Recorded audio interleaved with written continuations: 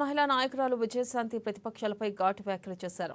MLA కోట MLC అభ్యర్థిగా AICC విజయశాంతిని ప్రకటించిన నేపథ్యంలో విమర్శలు గుప్పించారు.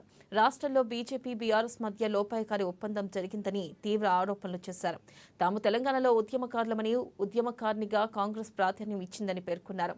బీఆర్ఎస్ నాయకుల్లా అడుక్కోవడానికి తామేం బిచ్చగాళ్లం కాదని తీవ్ర ఆగ్రహం వ్యక్తం చేశారు.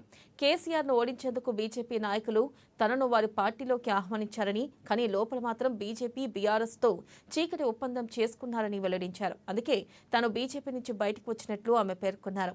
బీసీ మహిళా నేతగా నా అవసరాన్ని కాంగ్రెస్ గుర్తించిందని, అందుకే తనకు ఎమ్మెల్సీ సీటు కేటాయించారని తెలియజేశారు. పార్టీలో కష్టపడి పనిచేసిన వారికి తగిన గౌరవం లభిస్తుందని అన్నారు. తనను కేబినెట్లోకి తీసుకురావడంపై అధిష్టానం నిర్ణయం తీసుకుంటుందని, అధిష్టానం నిర్ణయం మేరకు నడుచుకుంటానని విజయశాంతి వెల్లడించారు.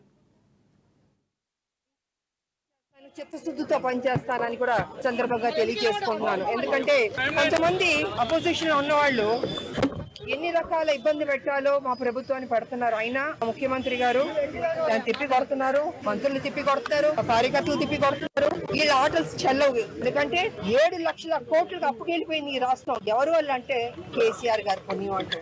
మరి ఇంత 7 లక్షల కోట్లకు అప్పుకెళ్ళిన రాష్ట్రాన్ని సెటిల్మెంట్ చేయాలంటే డెఫినెట్ గా టైం పడుతుంది. ఓవర్ నైట్ లో అది అద్భుతాలు జరగాలంటే కుదరదు. ఖజానా మొత్తం ఖాళీ చేశాడు. మేము మా ప్రభుత్వం తప్పకుండా మొత్తం తెలంగాణ ప్రజలకి వాగ్దానం చేశాం. మందికి